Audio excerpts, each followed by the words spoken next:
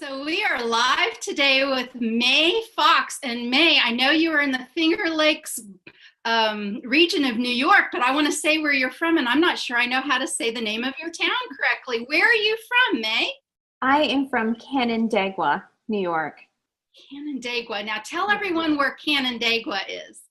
So Canandaigua is a city, a smaller city in between Syracuse and Rochester, New York. And people think because I say I'm from New York that I'm from New York City, but we're about 6 hours away from New York City. So it's more upstate and a little towards the middle of New York. Beautiful area, Finger Lakes, just you can't beat it.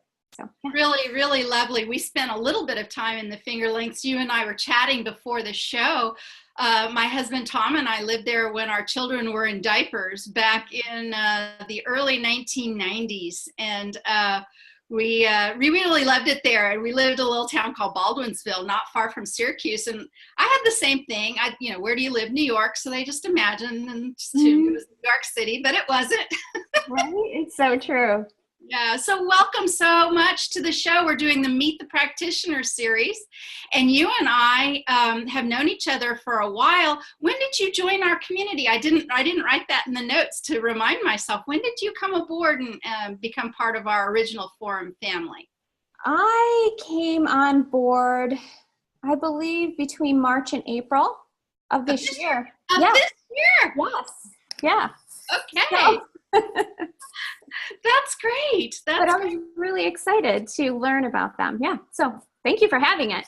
Oh my gosh, are you kidding? This is wonderful. We're always excited to have the newer practitioners on board, but you're not new to this concept of quantum healing, are you? Tell us a little bit about your history, about you, about Mae Fox, and about how you got into the entire work of quantum healing. So it's such a good question. I have a history of energy work, and it goes back pretty far. And I feel like it's along the same lines, really, as quantum healing and working with the higher self and learning how to heal. And so I feel like I have been doing this work for quite a while, and through nursing. So I've been a nurse for 13 years. But I didn't go into nursing because I wanted to nurse. I went into nursing because I wanted to heal. And in New York, you need a license to touch people. So with the energy work that I do, in order to lay my hands on people, I needed a license. And you know how life comes and how it evolves. And I had the opportunity to become a nurse and became one, obviously, and went through a career path and was very happy with that, and kind of veered a little bit away from energy work and healing, but did it more in a focused Western-minded capacity. And I realized that there was a disconnect in the way that we heal ourselves in mainstream. And eventually I was able to blend the two with the energy work and fell into, really, I would say literally fell into hypnosis. And because I was interested in past life regression work, and went and did some training and found that training with Brian Weiss. So I did a week session with him. To be quite honest with you, it wasn't that long ago. It was last September. And then rolled into becoming a hypnotist because I felt the power of that and realized how much help could come from honing in and training our thoughts. And once I became certified in hypnosis, I ran across quantum healing. Had no idea what it was. As a matter of fact, I think I rolled past it once and I was like, what? But then I started to do a little bit, it caught my attention. It was really interesting because I wasn't married to hypnosis. I thought that there was a piece of that was powerful, but it wasn't, I couldn't figure out the tools to really create a process that I felt comfortable with. So I didn't want to be so literal, like, stage hypnosis kind of stuff. I really wanted to use it for healing. And once I started to learn more about Dolores's work and quantum healing, I felt like this door opened up. And that's when I became certified. That's wonderful. So you just like saw it show up in some sort of news feed or something like that? You know, I was actually doing some market research on local practitioners, and I saw one that was certified in quantum healing, and I scanned through it really having no idea what it was about. And when I looked through it, went in that information down to DNA repair work and all of this stuff. And I have to be honest with you, I was just like, what is that about? So, and again, you know, I scrolled past it. I'm like, well, I'm not going in that way. I'm going to do hypnosis and energy work. That's really where my focus was. That was my plan for the center when I opened it. And again, the more it just kind of hung on. You know how things hang in there and you just can't leave them alone. So I ended up, again, running through it or running across it online, I'm sure. And that is when I really got bit by the bug and learned about it. It really took some time, studying sessions, trying to understand the process. And once I started to really become aware of the power of the work, I knew integrating everything that I've done in the past with energy work, moving up to or scanning over to my nursing skills, and then the hypnosis. And it felt like a combination of all the skills I have really built over these years. Mm-hmm. Yeah. Oh, wonderful. That's just great. So tell me about your center. You started that, you know, at what point in your entire kind of journey throughout this being a healer and a provider of well-being for people? How did the center come about? Well, the center honestly came about from my name.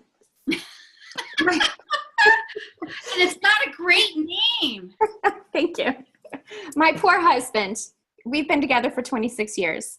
And I would say to him every time I had an opportunity to name something, I was going to name it A-Mae-Zing. And so I always felt like I needed to create something. Something was coming. I just didn't know what it was, but I knew what I was going to name it. And eventually, after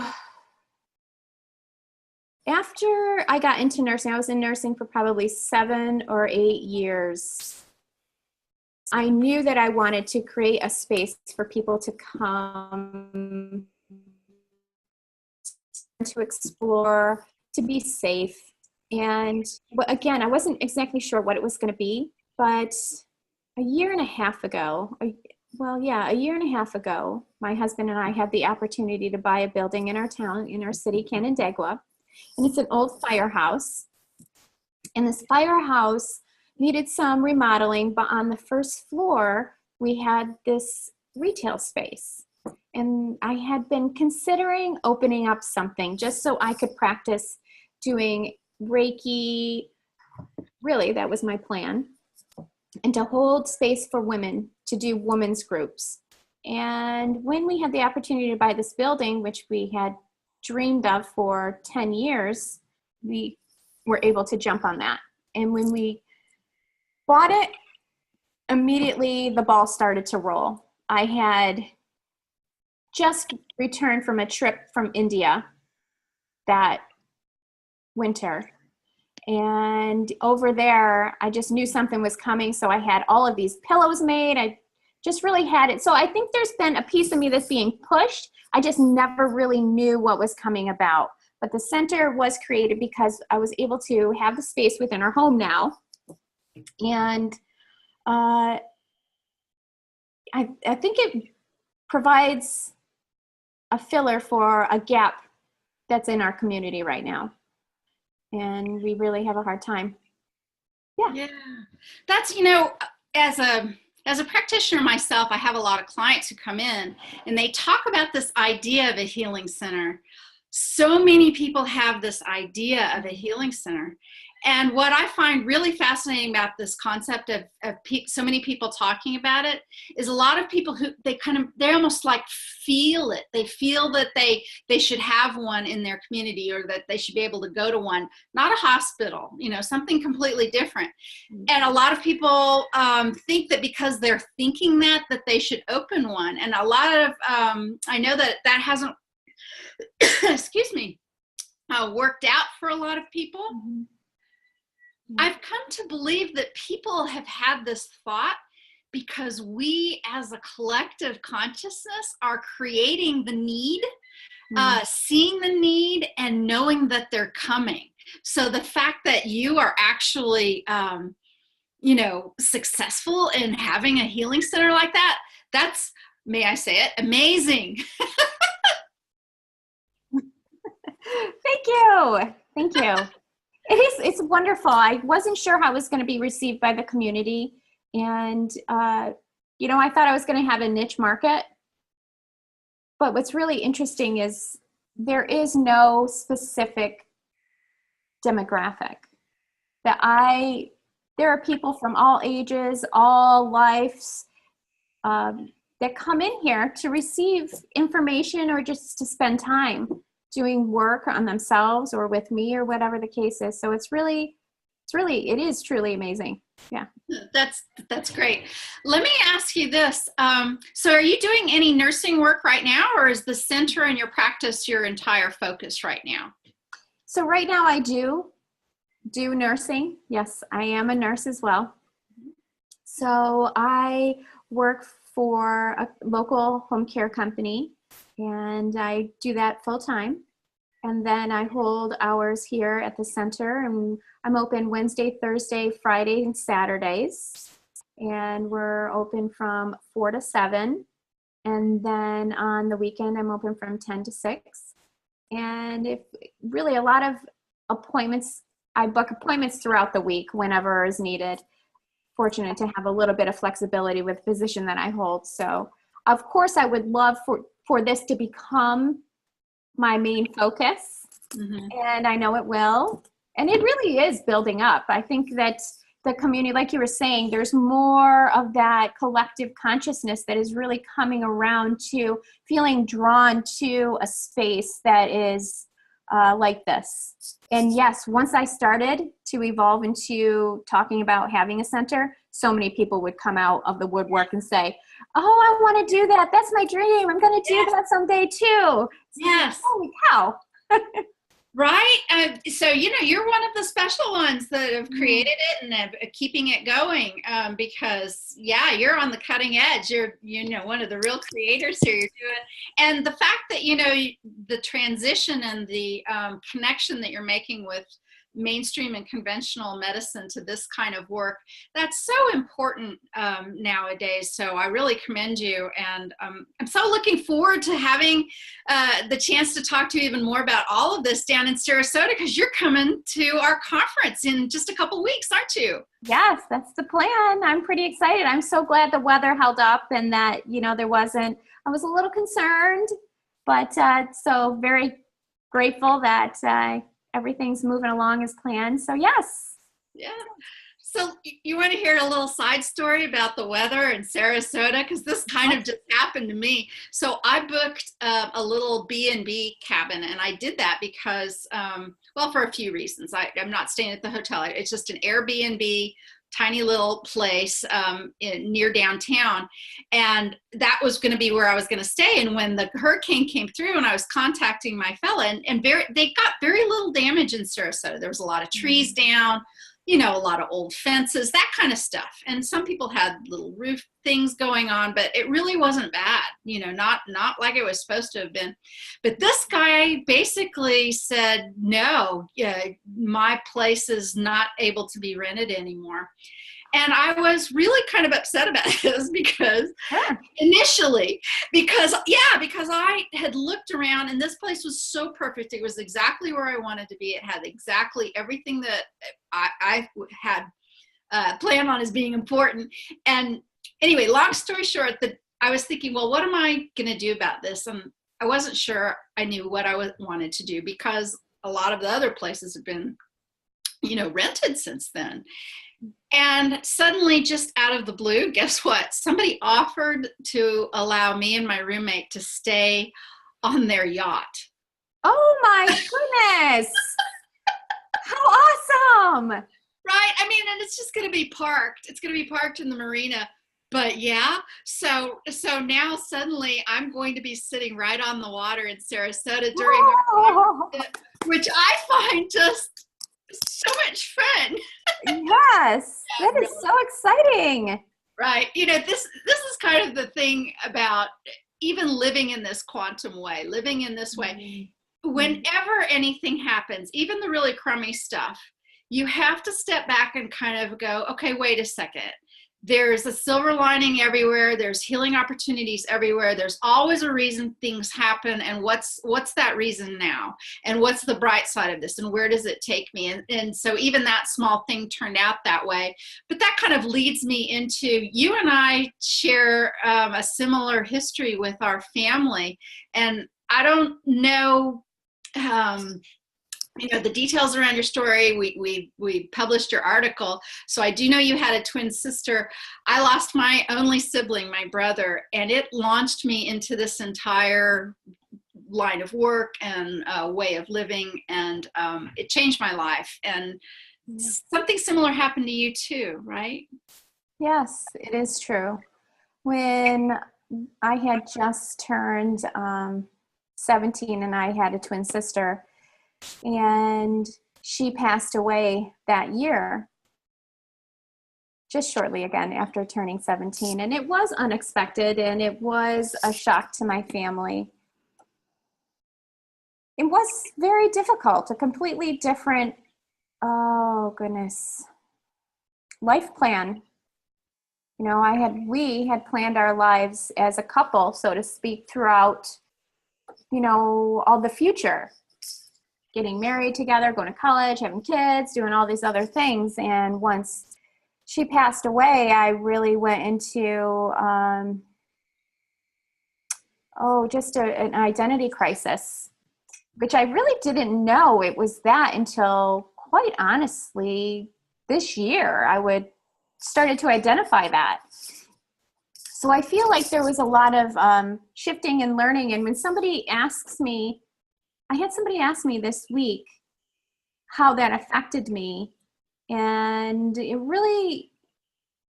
I answered this question so differently now than I would have then, of course. But I feel like it catapulted me into almost like a sink or a swim.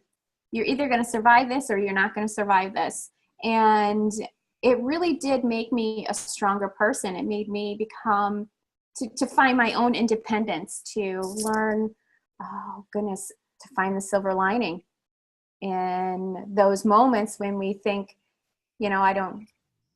I would call it another word if we weren't on live, but it's like a crap storm, right? We're sitting in the middle of these crap storms, and I find my growth, I can measure my growth by how long I sit in them and how long it takes me to identify that I'm in them. And once I can shift my thoughts and refocus and move out of them, then I can see how well my growth is coming along. And I feel like that was like the very first storm that I had to weather. And it was one of the biggest ones that I still, find myself in there every now and then. But it's moving out of that victim state. What's happening to me, instead of taking control and creating a perspective that is truly healing for my soul. And I did feel like I was drowning quite a bit, but it was pieces like this, where the energy work comes into play, where the healing, now hypnosis, all of this stuff tends to soothe my heart. It gives me hope. It makes me realize and remember that our beliefs are a creation of our thoughts, and that my belief system can always be improved. Therefore, my life can be improved through my habits and all of that. But I learned a lot. I still learn every day from that. But it was not easy, as you know and you experience, and we've talked about already. It's challenging, but the greatest gift of my life, I would say. With it chokes me up. Yes. With gratitude, and it makes me sad that it came with that expense, but the gift that I have reaped has been enormous. Yeah. So. Understood. The twins share a special bond, and very much, I mean, you came into life as a couple, and it must have been intense, the loss. I was 18 months older than my brother, but he was such a great guy, and I loved him dearly. It was interesting with my own experience. Even while I was cleaning out his apartment, emptying all of that out, I had this feeling of a sense of real beauty in the whole experience, but I wasn't able to talk about anything like that at the time. I actually thought, well, that's a really strange thought. It didn't match anything anybody told me about having to deal with sudden and unexpected grief and loss of a perfectly healthy, 26-year-old man, and my only sibling. So I kept that thought to myself, but I understand it now, and it launched me into a complete different way of looking at life, and everything changed after that. And of course, now I know, as you probably do too, this is kind of this life plan thing, right? And so I have a question for you. Since doing these sessions, have you had a chance to communicate with your sister on the other side? If it's not too personal of a question. It isn't personal at all. And honestly, I feel like from the very beginning, from the moment of her death, within hours, I was communicating with her. And between then and where I am now, there still has been so much communication that when I've been in these sessions, I have to say, honestly, there's not a ton of interaction. No. Interesting. Yeah, it is really interesting now that you say that, but a majority, I have not had a ton of QA or quantum on me. Yes. But I have obviously done quite a few sessions and focus a lot. I don't get a ton of messages coming for me as a practitioner. They seem to really focus in on the client. Sure. So, yeah. Sure. Have you had a chance to experience the work being the client yet? I had a really interesting experience, and I haven't shared it with a lot of people, so it's funny that I'm sharing it in this venue. You don't have to if you don't want to. You can keep it private, but of course we want to hear if you're willing to share.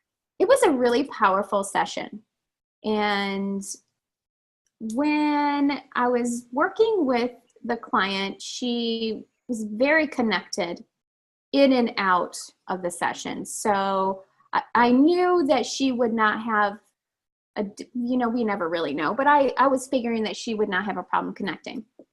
She immediately went to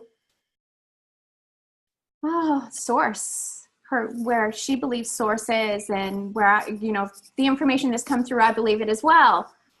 So it was really interesting. And through that, I did have to ask a couple questions about the following day because we had plans, and she was going to do a session for me. What happened was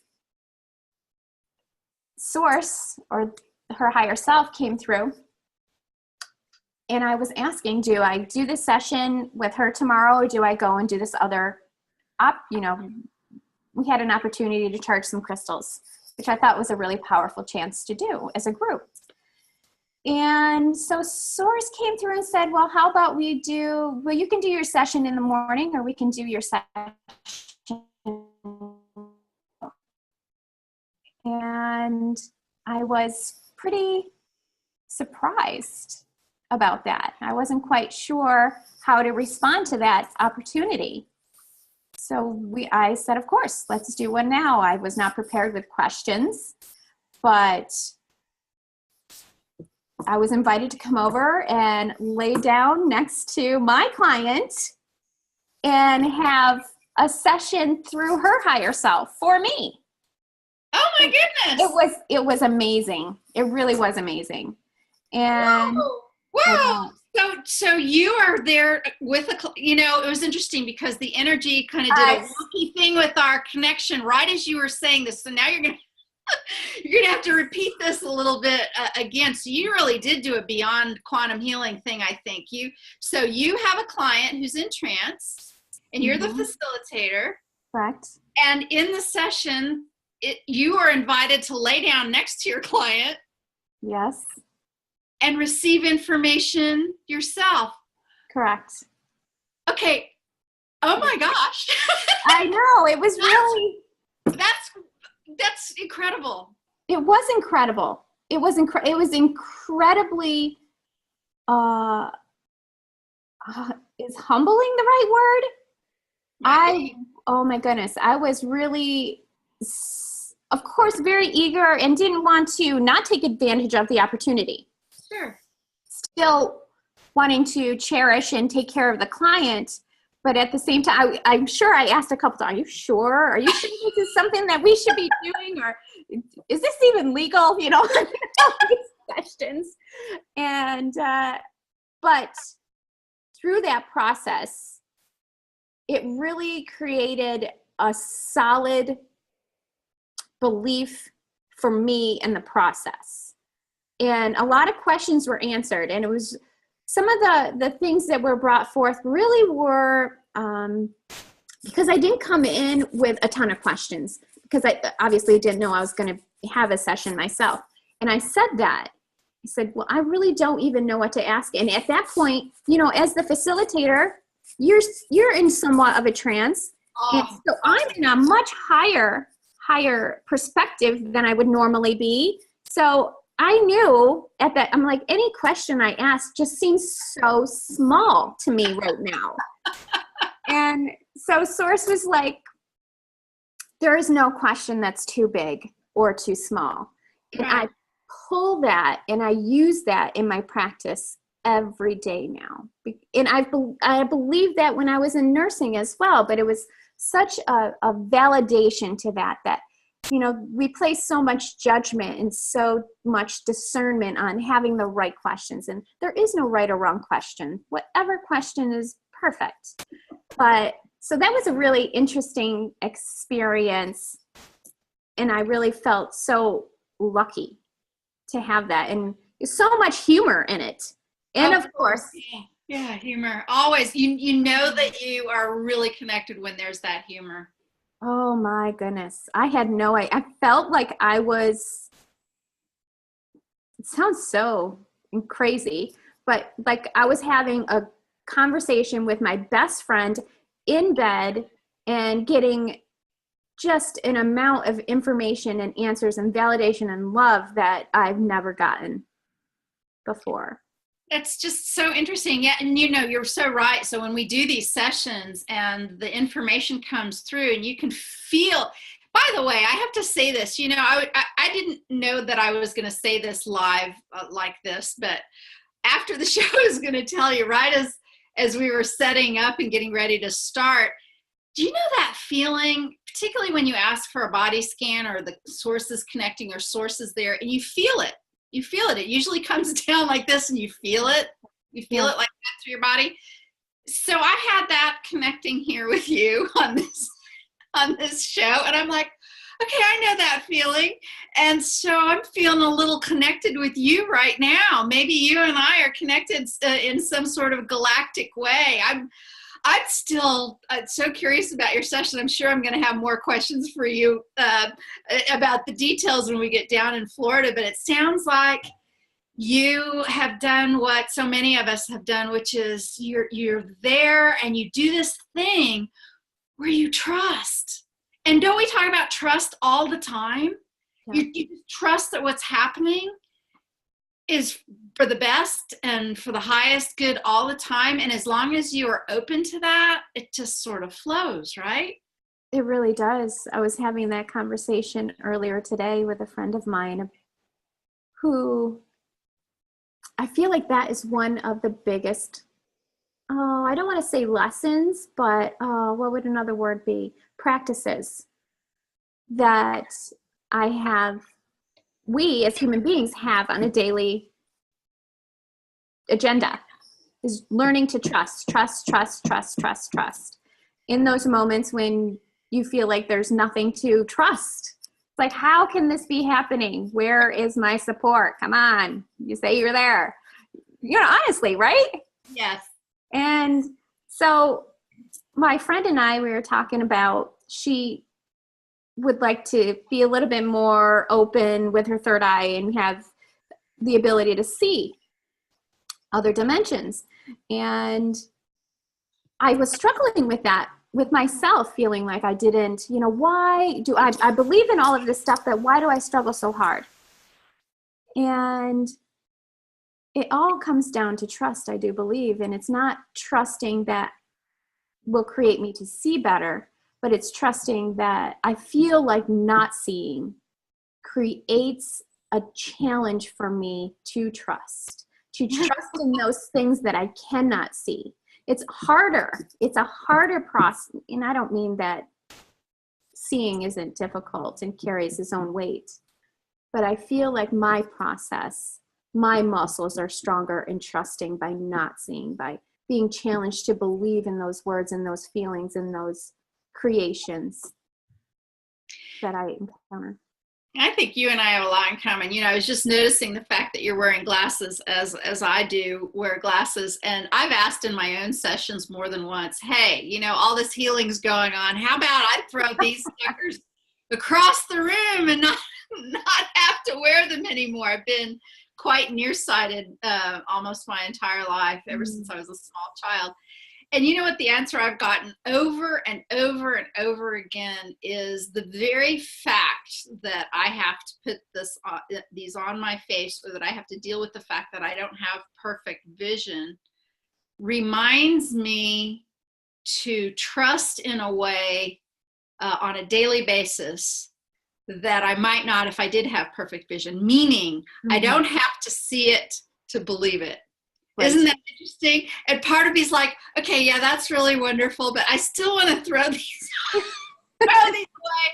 But it's true, sometimes all I have to do is take my glasses off, and then my ability to trust increases. Sure. So true. Have you seen that video? There's a video on YouTube somewhere. There's a fella, I think he's in Mexico or South America somewhere. There's this video, and it shows him in a car driving a group of people as a tour guide. It's kind of in a rural part, rural deserty place but he's driving here and there. There's some dirt roads, but there's certainly, like this. And after this little video, it's pretty darn interesting. At the very end, they talked to this guy, and he was born without eyes. But he's still driving a car, and managing. He's not in a city, I guess. You could question the veracity of anything on YouTube, but, you can see when you look at somebody if they don't have eyes. You as a nurse know that. Your eyes look completely different.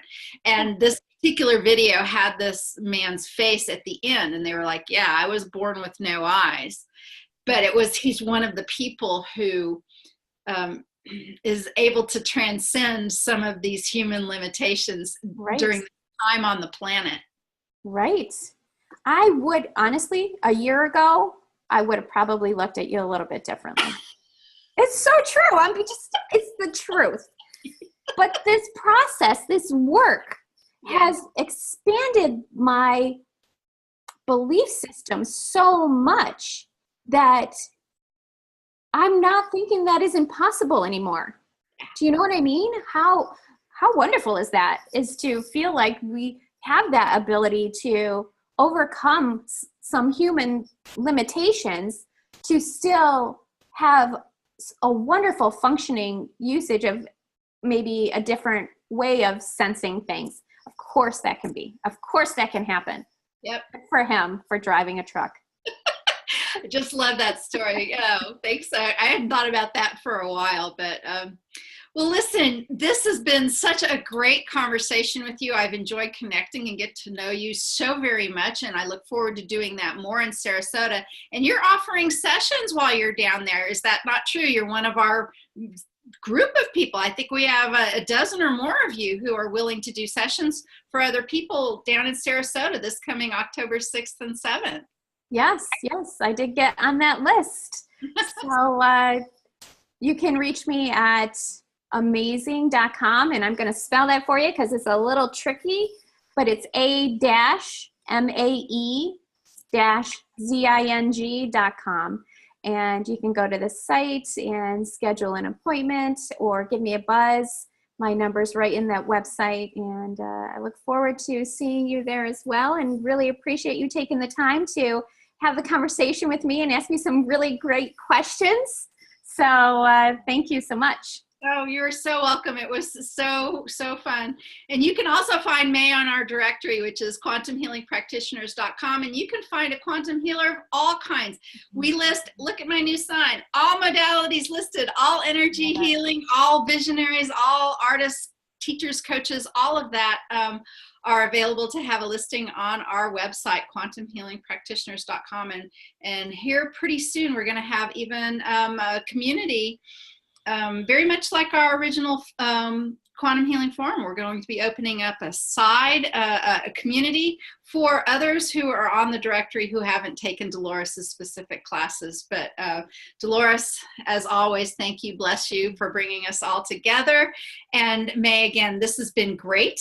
And thank you so much. Have a really great day. See you in Sarasota in just about 2 weeks' time. All right, very good. Thank you so much. Thanks for your time, Mae. You're welcome. Bye.